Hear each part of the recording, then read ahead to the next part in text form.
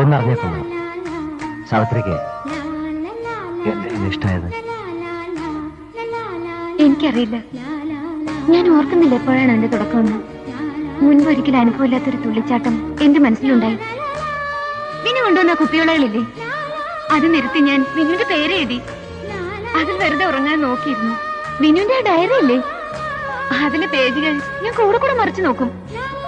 ഒരു ദിവസം എല്ലാ പേജുകളിലും ഞാൻ വിനുവിന്റെ ചിത്രം കണ്ടു, എന്റെയും. പിന്നെ എന്റെ മുറിയിൽ വിനുവിനെ ട്രീറ്റ് ചെയ്യാൻ ഞാൻ എഴുതി വെച്ച ആ വാക്കുകളില്ലേ, അതിന്റെ ഒക്കെ അവസാനം ഞാൻ വിനുവിനെ എഴുതി ചേർത്തു. ഹോസ്പിറ്റലിൽ വിനു ഉള്ളപ്പോ സന്ധ്യ ആവരുതേ ഞാൻ പ്രാർത്ഥിക്കുമായിരുന്നു. വീട്ടിൽ രാത്രിയായ വെളുക്കാനുള്ള വെപ്രോളമായിരുന്നു എനിക്ക്. വിനുവിനറിയോ, സ്റ്റാഫിന്റെ സൂചി തിരിച്ച് നേരെ പിടിച്ച് ഞാൻ നോക്കിയിട്ടുണ്ട്. ഞാൻ ആലോചിച്ചു, എന്താ എനിക്ക് ഇങ്ങനെയൊക്കെയെന്ന്.